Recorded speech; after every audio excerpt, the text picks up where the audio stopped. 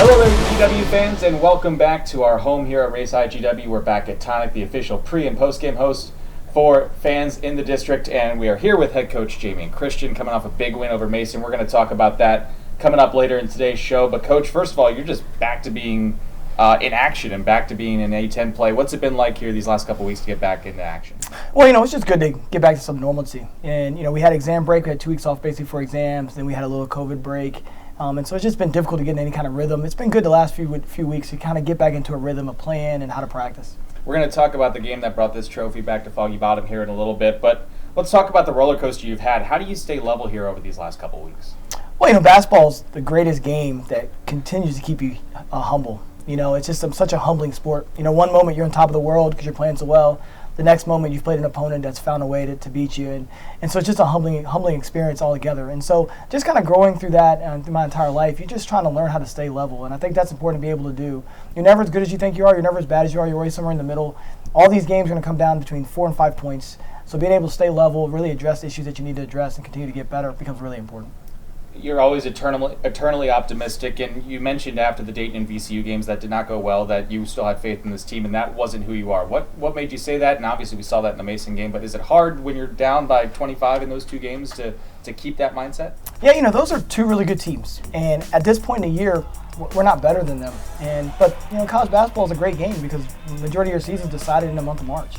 And so our goal now is just to continue to get better. A team that gets better starting from now and moves forward is going to have the best chance to win through the course of the year. They beat us. They beat us good. We're able to learn some things that we need to do better. We're going to keep getting better at those things. And the next time we step out there and play against them, we're going to compete, and we'll see where we are and be able to judge ourselves from that point.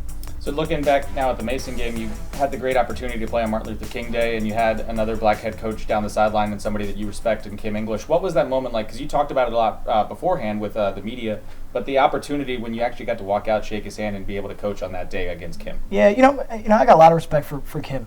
He's a guy that I've had a chance to personally watch mature in this business, grow in this business. I tried to be one of the first people to call him and text him when he got the head coaching job at Mason. Really happy for him. And, outside the 2 or 3 times that we'll play through the year, I'm really rooting for him to have a lot of success. A guy who has a bright future.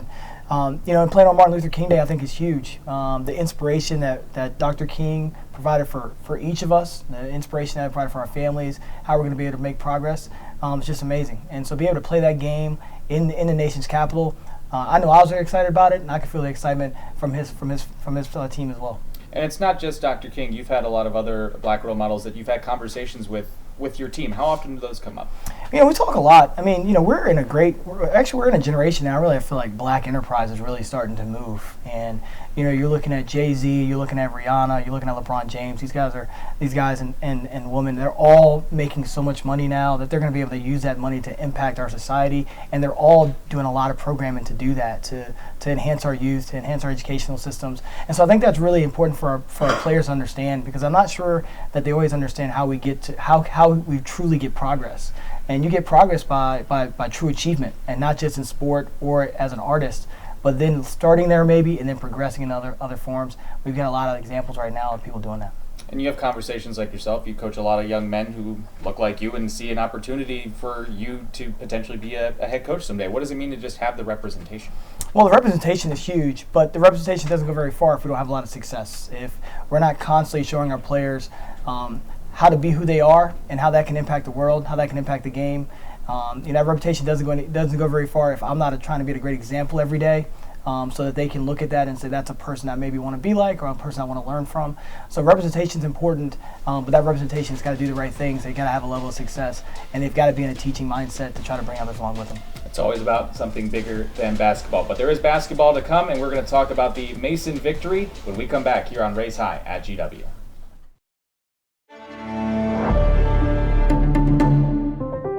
The Afghanistan Papers are a collection of documents confidentially asking people what went wrong during the war.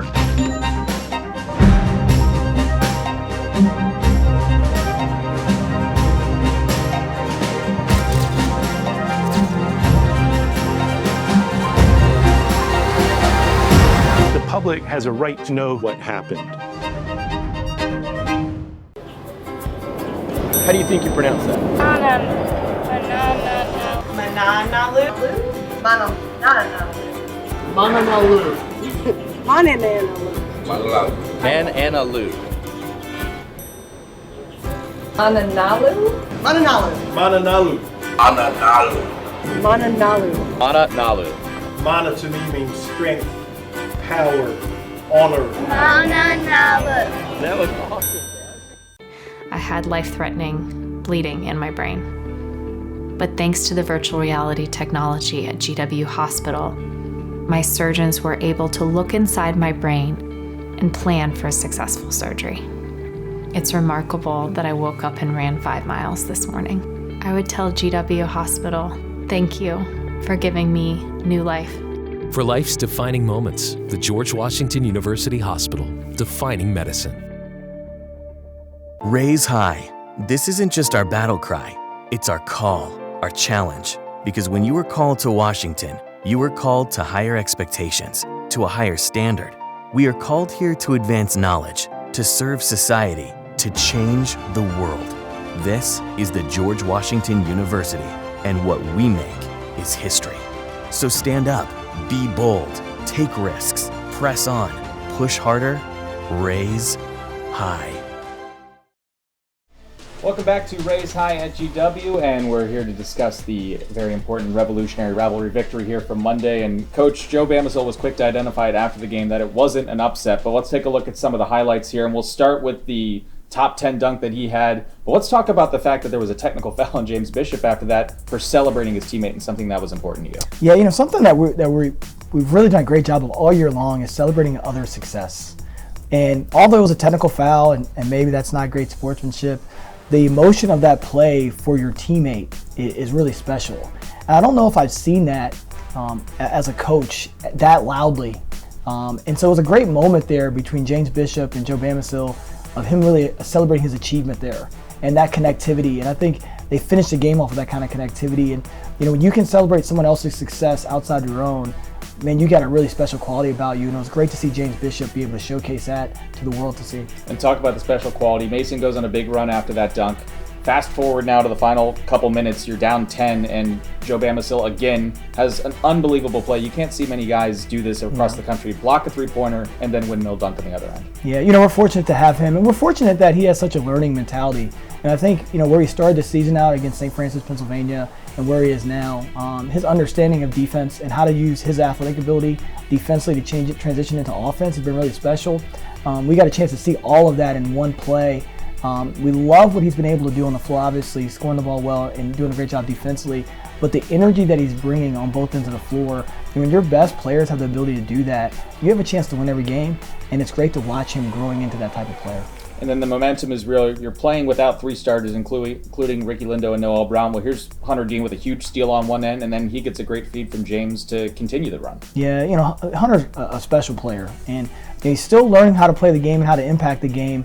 But I think we've all seen in the last few weeks that he's really coming along at a great level. It was great to see him make the play at the end there to get the steal, and then James Bishop finding him for 2 dunks there in the last 2 minutes there, where he was able to go up and really finish over top of the defense and to play really fast. Really starting to feel like Hunter's starting to figure it out how he can impact the game. We're plus 16 versus Mason with him on the floor. A lot of times they're playing with 5 guards on the floor, so he's able to out there able to impact the game in a lot of different ways. Just absolutely love how he's learning how to use athleticism and how he can connect our team together. So then Joe gets another block. There's a James Bishop and one. All of a sudden it's a 1-point game. You get another stop. And then I thought one of the more underrated plays that sort of got lost in the shuffle was James finding Kwanzi to give you the lead with 30 seconds left. Yeah, there's a lot of amazing plays there in the last 2 minutes. Amir Harris stepping in, defensively doing a great job, and Xavier Johnson, who had really scored the ball well on us there in the second half. He was a great high school scorer. Xavier Johnson was a guy to get that hand scored and really gave us trouble there in the second half. Amir Harris stepping in there gave us great defense, which really allowed for us to be in the game. He stepped in, got 3 straight stops for us, really transitioned it. And then, like you said, you fast forward there to James Bishop finding Kwanzi Samuel for the go-ahead layup.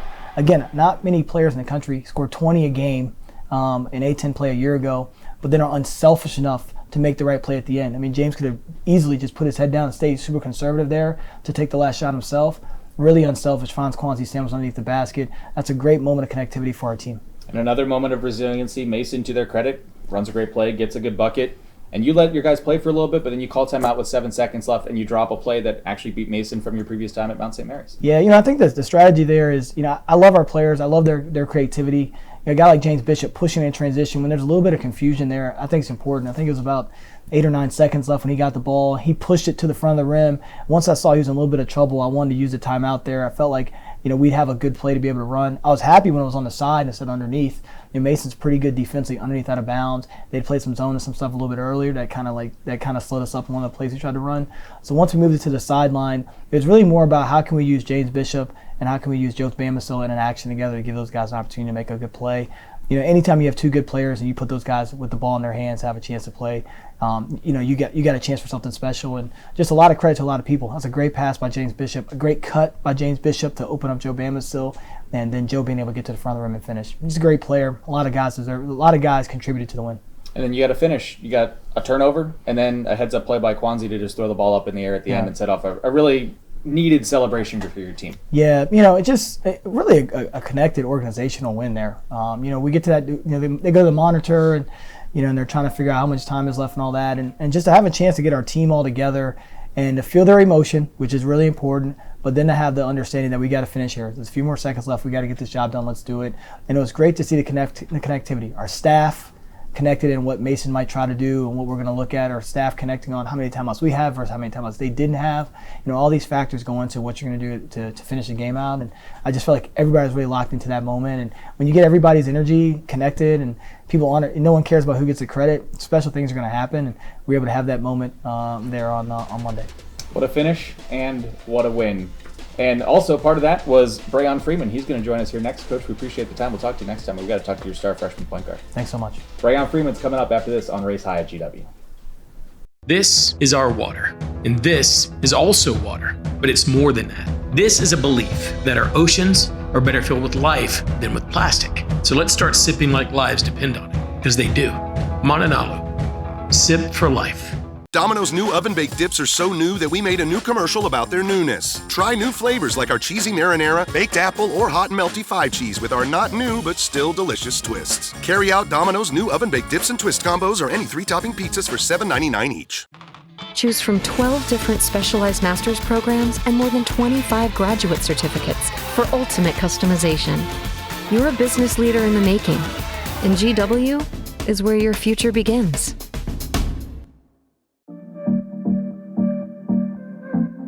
Tap into your unique style by creating your custom look with Tailor on Tap. With us, looking and feeling your best is the goal. From picking the perfect fabric to personalizing your stitching, Tailor on Tap knows how to bring your vision to life with exclusive custom clothing available to all. It's time to make your first impression last with Tailor on Tap.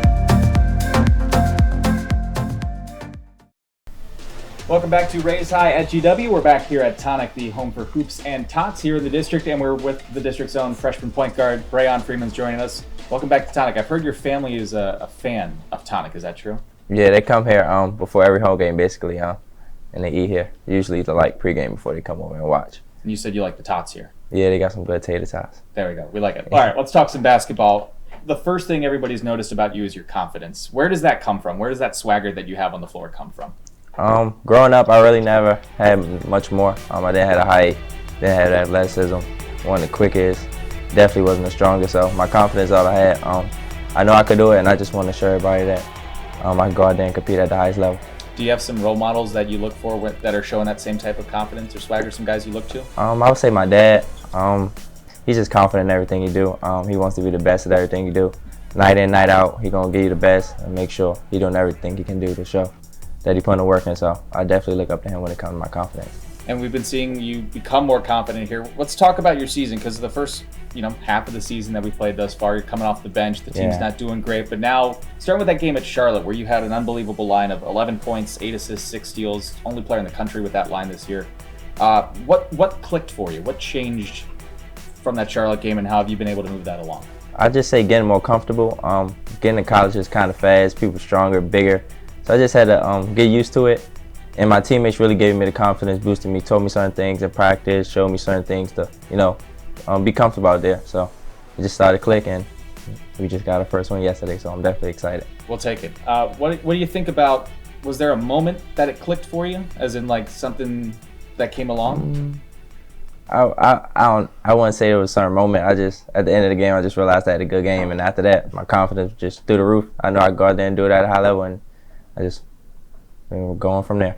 Coach has talked about how you've started to practice better. Do you understand now? It's a big jump from high school to college. Yeah, college definitely. practice is like. So what has been you practicing better? What do you think that means to you? I'm just being more locked in, being more present in practice. At the beginning of the year, I could be very quiet, not really being a leader, taking plays off, not always going hard, which was okay in high school because, you know, the coach didn't really pay much attention to it as long as he did during the game. But when I got here, it was definitely different. Coach was on me about practice. I got to go hard. I got to be there. I got to be the leader, be the point guard.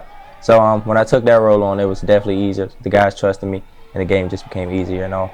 What's your relationship like with Coach? Because he says he's one of the first guys that when you got this job, he called. He's like, I want you in D.C. I want you to represent your city. What's your relationship like with Coach? I knew Coach since about 8th grade.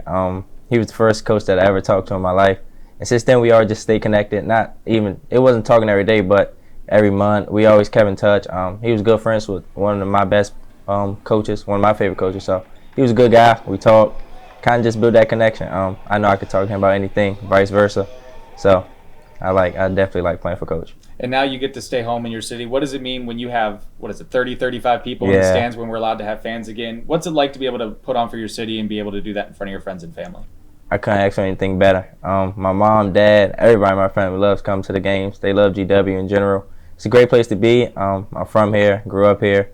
It's nothing better than putting on for your city and hopefully bringing the A-10 championship to DC one day. We like that, especially if it's a Capital One arena in March. That'll be a good start. Yeah, for sure. Do you set goals for yourself when you come in? You talked about how things have changed. Do you have certain goals in mind, or how does that sort of work for you?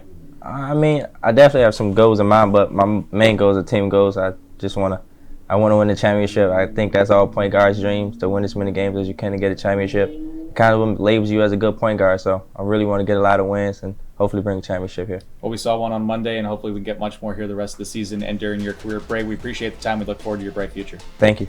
All right, when we come back, we're going to have Margie Foster Cunningham, the Dean of GW Coaches from our gymnastics program. That's on the other side here at Race High at GW.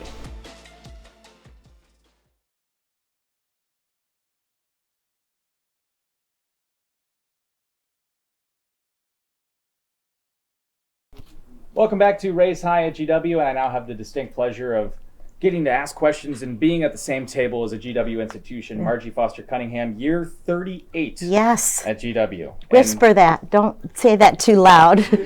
But more importantly, second year in a row you're on Race High at GW. Yes. So welcome back. How Thank you you. doing? Thank you. I'm doing great. You guys just got your season started with the Lindsey Ferris invite here this past weekend. What was it like to get back out and compete with your team? We were very grateful to have a team on the floor. We've been battling the COVID challenges that all the other teams in the country are too, but we were able to put a team up there this weekend, and we're very excited about it. You know, we've talked with our team all year long about how we don't have a team A and a team B. We're all on the same team. You know, we have to be a low alibi team this year. There's no excuses for anything, and really get after it, and everybody have skin in the game and put themselves out there so we can have a team representing GW in the excellent way we want them to. You started off with a score in the 194s, which is, we've discussed, is a better launching off point than a year ago. Exactly. So what's this team's potential here? Oh, it is endless. I mean, and the thing about this team, not only are they capable, they know they are. So, you know, as a coach, you always love to have student athletes that, you know, don't have to be motivated every day to know what they're capable of. And this is something that through recruiting we've really been working on, is getting these kids that, you know, want to strive, they want to win.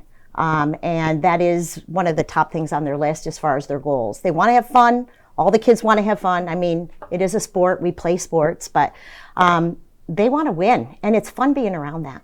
I'm always impressed because you operate with the energy of a first-year coach. Where does that come from? Can you continue to do this just forever, where we're talking 50 years? No, probably. You know, I will just say this, that I tell my teams this all the time. You have control over three things: your energy, your attitude, and your emotion.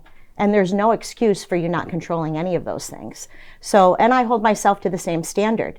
I'm required to bring energy every day at the same level. Sometimes I'm required more. Never is it allowable to be less. So, you know, that's just something that we have as a foundational standard. in the gymnastics program. And you have one of the most engaged alumni groups, if any sport here at GW. Have you ever thought about the fact that somebody from long ago could bring their daughter in here and you could have a mother-daughter combo coaching experience? Oh, I would welcome that. I think that that's something that might be around the corner. I have a lot of athletes that have, or alumni athletes, I should say, that have very, very competitive athletic children, not all in gymnastics. But they're letting them choose their passion too. Some of the younger ones are in gymnastics right now. We'll see if I can be here long enough. Okay. Well, we're going to add some numbers here. I know we're going to whisper some of these numbers. 38 years at GW, 37 as a head coach. Now you're in your 18th year here at EAGL and the East Atlantic Gymnastics League. What's your secret here? Because you've had 52 gymnasts receive all EAGL awards and you get to host EAGL this year. What's the secret to your success, you think? I think it's the athletes that we have here. I think it's the standard in our community. That probably a big reason why I've stayed here for so long is that when you say student athlete, that's really for real at GW. I mean, we're teaching them how to win athletically, but we're also teaching them how those things parallel to success in your life. And so we have alumni that learned how to win here, and they're winning in life, and they are really grateful for the opportunity that they've had here. I think it's just the excellence of our community here. And I think also that they learn that excellence really doesn't have a finish line, that that's something at GW you're always striving for, you're always trying to get better, and they've taken that into their careers, and I think it's something that connects all of our alums. And as we look to this year's team, you have a gymnast in your program that actually has an event named after her, or a move named after her. Tell us about the Whitman. Kendall, she's a phenom. She had some challenges as a younger athlete, and she was really blessed to be with a coach that saw the uniqueness that she could bring to this sport and worked with her to develop this skill that no one had ever done before. And now, look at everyone was recruiting her all over the country.